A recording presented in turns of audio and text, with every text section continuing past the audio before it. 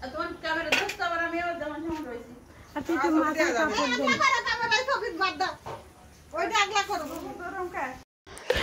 আসসালামু আলাইকুম সবাই কেমন আছেন? আশা করছি ভালো। আমরা আলহামদুলিল্লাহ ভালো আছি। তো ঈদ মোবারক সবাইকে। আমরা ঈদের দ্বিতীয় দিন চলে যাচ্ছি কুষ্টিয়াতে। আগে থেকেই প্ল্যান ছিল, একদম রাত 11:30টার ট্রেনে উঠে গিয়েছি আমরা। তো পদ্মা হয়ে যাব। একদম রাত্রেবেলা ট্রেন হওয়াতে ট্রেন এরকম নিশ্চুপ ছিল। তো সকাল 4টার দিকে আমরা পৌঁছে গিয়েছিলাম। তো আমরা যে কুষ্টিয়া পার হওয়ার পরে আমাদের বাসা যেহেতু পুরাদাতে, তো আমরা ব্যাগ ট্যাগ নিয়ে এসে গেটের কাছে ওয়েট করছিলাম কখন পৌঁছে যাব। তো বাচ্চা কাচ্চা কেউ একজনও ঘুমায়নি, আমরাও সারা রাত একদম ঘুমানো না। তো এর মধ্যে আমার দোহাও এক ফোঁটা ঘুমায়নি আর কি, বাড়িতে যাওয়ার এক্সাইটমেন্টে। তো ঈদের পরের দিন এভাবে আমরা রাত্রে পৌঁছাই গেলাম।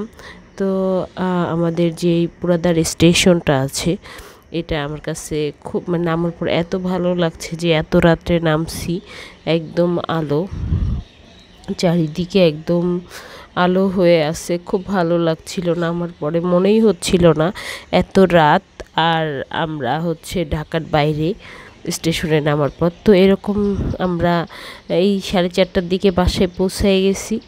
সবাই তো ঘুমায় আছে, পরে সবাই উঠলো। যাই হোক, তারপরে যে আর ঘুম দিছি আর উঠি নেই। একবারে রাত্রেবেলা মনে হয় এটা, আর ভিডিও করা হয়নি। চালের আটার রুটি দিয়ে খাচ্ছিলাম ভুড়ি, গরুর মাংস, মানে কুরবানির সব খাবার দাবার আর কি। খুব মজা লাগছিল খেতে আর কি। তো দুপুরবেলাও কী জানি খেয়েছিলাম, এখন মনে পড়ছে না, আর ভিডিও করা হয়নি ঘুমের জন্য। আর এটা হচ্ছে তার পরের দিন, ঘুমটুম দিয়ে একদম ফ্রেশ হয়ে গিয়েছি। সকালবেলা উঠে এত ভালো লাগছে, চারিদিকে পাখি ডাকতেছে, তারপরে এরকম খোলামেলা। তো ঘুম থেকে উঠেই আমি একটু চারপাশ দেখছিলাম।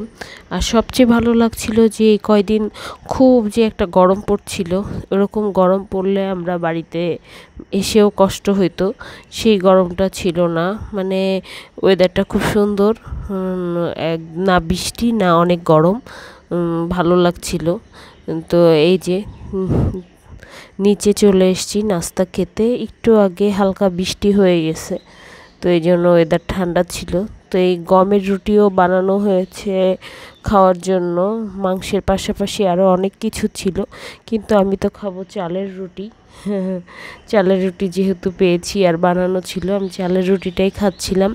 আর বেগুন ভর্তা ছিল, এই যে পুকুরের মাছের ডিম দিয়ে আলু ভাজি ছিল, আমি একটু ঝুরা মাংস নিয়েছিলাম। এই দিয়ে নাস্তা করলাম। তো নাস্তা করার পরে অবশ্যই আমাদের চা লাগবে, আর বাড়িতে আসার পরে গরুর দুধের চা খাচ্ছি, যেটার টেস্টটা আরও ভালো। তো এখানে আমি চা বানিয়ে নিচ্ছিলাম। তো আসলে বাড়িতে আসার পরে যে খুব সুন্দর করে ভিডিও করব ওইটা আর হচ্ছে না, সবার সাথে গল্প হচ্ছে, সবাই এসছে। তো এই যে আমি চা নিয়ে উপরে চলে আসছি, নিচে সবাইকে দিয়ে এখন উপরে চা খাবো ছাদে বসে বসে। এই যে চা নিয়ে চলে আসছি, এইরকম একটা জায়গায় বসে চা খাওয়ার মজাই আলাদা। তো এখানে চা খেয়ে তারপরে নিচে যাব। তো আজকে আমরা প্ল্যান করলাম সবাই মিলে বিরিয়ানি রান্না করব। তো এখানে আমি মাংসের প্রিপারেশন নিয়ে নিচ্ছিলাম, মাংসটা ম্যারিনেট করার জন্য পেঁয়াজ বেরেস্তা করে নিচ্ছিলাম। পেঁয়াজটা লাল করে নিয়ে বেরেস্তা করে নিব, বেরেস্তা করতেই টাইম লাগে বেশি, তারপরে মাংসটা ম্যারিনেট করে রাখবো। তো এখানে আর কি মাংসের মধ্যে দিয়ে দিয়েছি বেরেস্তা, আদা রসুনের পেস্ট, তারপরে হচ্ছে দিয়ে দিয়েছিলাম এখানে, যেহেতু বেশি মাংস একটা বলের মধ্যে নিয়েছিলাম কাঁচামরিচ দিয়ে দিলাম, কাঁচামরিচ বাটা, তারপরে এখানে জিরা বাটা দিয়েছি, মরিচের গুঁড়া দিয়েছি বেশি করে, অল্প একটু কালার হওয়ার জন্য হলুদ গুঁড়াও দিয়েছিলাম 2 চামচ। তারপরে যে রাঁধুনির মশলা দিয়ে রান্না করছিলাম, আসলে বিরিয়ানির মশলাটা আমার নিয়ে আসা হয়নি। টক দই দিয়ে দিচ্ছি, এখানে আধা কেজি টক দই ছিল, এখানে আমি আধা কেজির মানে ওই 2-3 চামচ রেখে বাকিটা সবই দিয়েছিলাম যেহেতু বেশি। এলাচ, দারচিনি, তেজপাতা সব কিছুই দিয়ে দিচ্ছি, আর মশলাও বিরিয়ানির মশলাও দিয়েছি। এবার লবণ দিয়ে, পেঁয়াজ ভাজার তেল দিয়ে, আর এই যে একটু ঘি দিব সুন্দর ফ্লেভারের জন্য, ঘি দিয়ে ভালো করে মেখে রাখবো। 10-15 মিনিটের মতো মেখে রেখেছিলাম। আসলে হুট করেই ডিসিশন নিয়েছি বিকালে বলছি দুপুরে হচ্ছে বিরিয়ানি রান্না হবে, তো এতগুলা রান্না আমার পক্ষে তো একা করা সম্ভব না। তারপরে মাটির চুলায় রান্না করব ভাবছিলাম, যে মাটির চুলার খাবার মজা, যদিও গ্যাসের অপশান আছে, তো বাসার সবাই মিলে আমরা রান্না করছিলাম। আমার হচ্ছে বড় ননদ, ছোট ননদ, তারপরে আমার যা, সবাই হেল্প করছিল। তো সবাই মিলে রান্না করাতে আমরা মানে একরকম পিকনিকের মতনই আর কি, বড় হাঁড়িতে করে আমরা পিকনিক করছি। তো এইটা হচ্ছে আমাদের মাটির চুলার রান্নাঘর। তো আমরা বলছিলাম যে বাইরে রান্না করলে ভালো হতো, আরও পিকনিক পিকনিক ফিল হতো।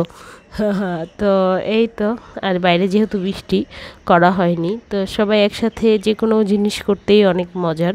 তো এখানে সবার পরামর্শ নেওয়া হচ্ছিল কিভাবে করলে ভালো হবে, কিভাবে রান্না করা যায়। তো এই তো ভালোই হয়েছিল মোটামুটি। পরে আর আমার আর ভিডিও করা হয়নি গল্প গুজবে।